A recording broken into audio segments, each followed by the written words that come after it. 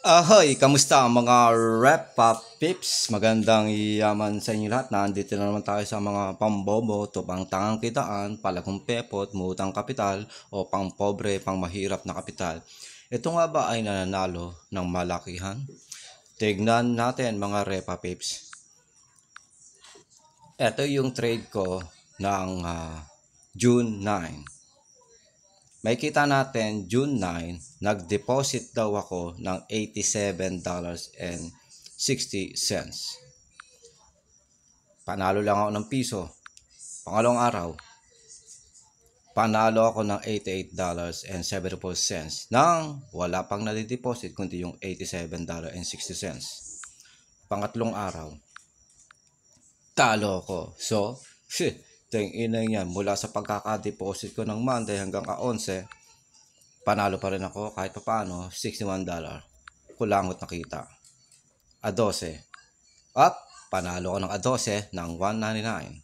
So, ibig sabihin, yung 89 na, 87 na kapital ko, 8760, nanalo ng 234. As you can see, 234 ang total profits at total deposit 8760. Di ba? Tingnan natin ang A13. Ito yung A12, panalo tayo ng 199. At ngayon, A13, June 13, 2025, panalo tayo ng 338. So, kung titingnan ngayon natin, ilalagay natin dito, papunta rito, pak, $530 ang kita out of $87.60. At yung profits na yan, mapapansin ngayon natin, itong araw na to, at 13, nag-withdraw ako ng $400. At yung $400 na yon, syempre, pinatatagal pa ba yan? Ilagay natin sa bangko. Gets? So, ayan. Pero, not so fast. Meron din akong pagkakamali para just in case. Halimbawa, nais mo mambase and hate. O sige, pre ka mambase and hate. Tingnan natin. Simulan natin ng A1. Walang trade kasi bihira lang mag-trade ng crypto tuwing Sabado, Linggo. Tingnan natin dito sa A2. Wala daw akong deposit dyan. At, pero panalo ako ng 692. At ito lahat ng trade ko. Yeah, yan lahat ng trade ko. So, nag-withdraw ako ng $500 that day ng June 2, 2025. June 3. Anak ng puta, talo. Hayop yan, talo. 499. Yan o, nalintikan na, naputukan ako dito. Tapos naputukan na uli ako doon. Kinanginang yung hayop yan, panitalo. Tapos, nag-end up ako sa barya-barya lang nakita. Tatandaan ko, magkano na ng pera ko dyan. All the way sa umabot na lang ako sa negative $6. Tapos, nag-deposit nga ako bandang 9. So, tingnan natin, pangatlong araw. May pang-apat na araw. Talo pa rin ng 12. Pang-limang araw. Talo pa rin ng 100 something. So, ngayon, sumatotal, 1 hanggang dito, talo lang ako ng $53. Gets? Ngayon, tingnan natin ang A6. Talo na naman ako. So, ibig sabihin, A1 hanggang A6, talo ako ng 150 naman. Sa A7, wala. Sa A8, wala. So, ngayon, kung titingnan natin, A1 hanggang A8, talo ako ng 150. So, kinakailangan ko lang i-recover 150. So, sumatotal, ang total deposit ko, $526, pero ang withdrawal ko ay umabot ng $500. So, 150 lang ang sunog ko. Pero pagdating nga ng 9, since wala naman ng kapital noon, nag-deposit tayo ng $86.60. Mula dyan 9, Agis, panalo. A11, talo.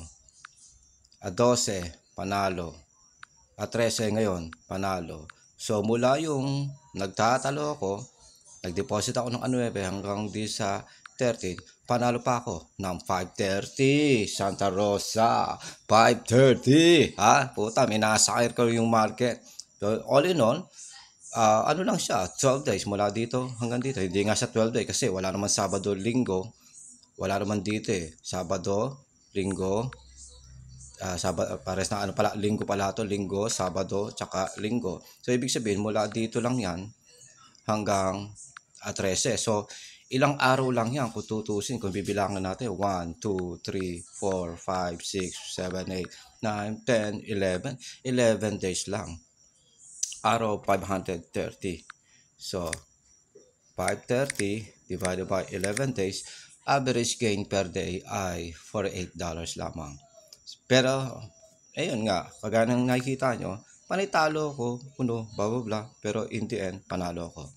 Yun nga lang, medyo maalat ang position natin ngayon, medyo nag-reversal, pero okay lang. Imbis na sana ako ay malugmok sa kalungkutan, anok ng puta, magpepesa pa tayo, pero very minimal lang kasi kakaakit lang ng presyo, minimal lang, minimal. So, ang threshold ko dyan ay makakolekta ako ng at least 5 lot pataas. Maximum, very risk taker na decision ay up to 10 lots.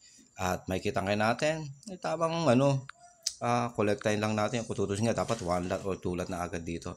Is either way. So ngayon, lalagyan natin ng stop loss since kumbaga, tapos na ako sa pag-scalp. So, hayaan ko na lang ito until Monday. Is either way. Calculated ko na kung ano potential, kung bawang babagsak yan, blah blah blah blah.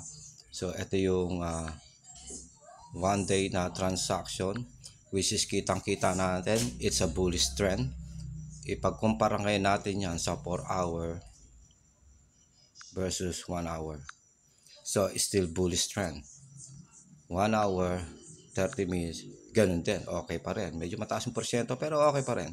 30 minutes and 15 minutes, maganda pa rin. Pasok na pasok sa mga tinuturo ko sa aking online masterclass na keso sa pool, ang up formation. 15 minutes versus 5 minutes. Di ba? Is either way, walang pakialam. Lagay muna natin ng 1 minute and 5 minutes. Since dyan tayo bumabase, doon tayo naando yung aking entry and exit point.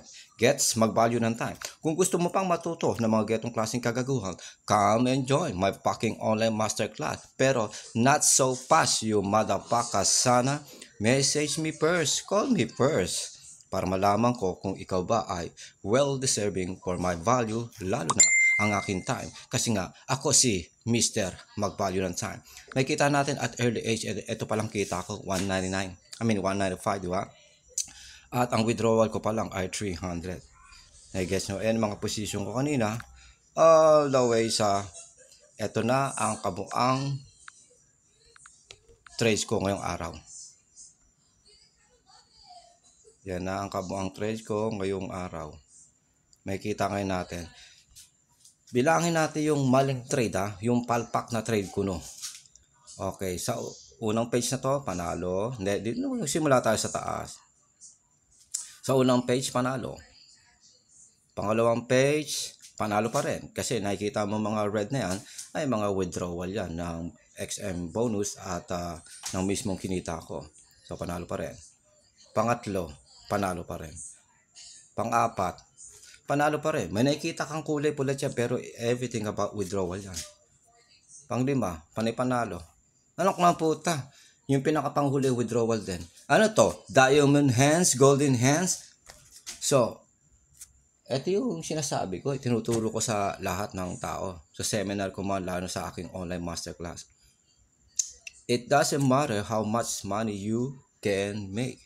It's how much money you can keep.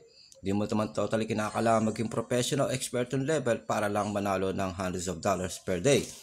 May kita ngayon natin, panay pambobo to pangtangang kitaan lang yan. Hindi ko kinakalang i-aim na manalo agad ng $50 to $100 agad sa isang position lang. Kasi sa kaka-game mo ng $10, tapos $2, $4, may get, blah blah, $8, something. Nag-guess nyo, nag-a-adds up yan. Kaya, ayun, nag-end up tayo sa $338. Nag-guess nyo na idea. Sana nga sa video nito, nagkaroon kayo ng idea. Ngayon, kung gusto mong matuto nga ng mga ganitong klaseng kagaguhan, come and join my one of a kind Alex Once fucking masterclass. Mag-value ng time.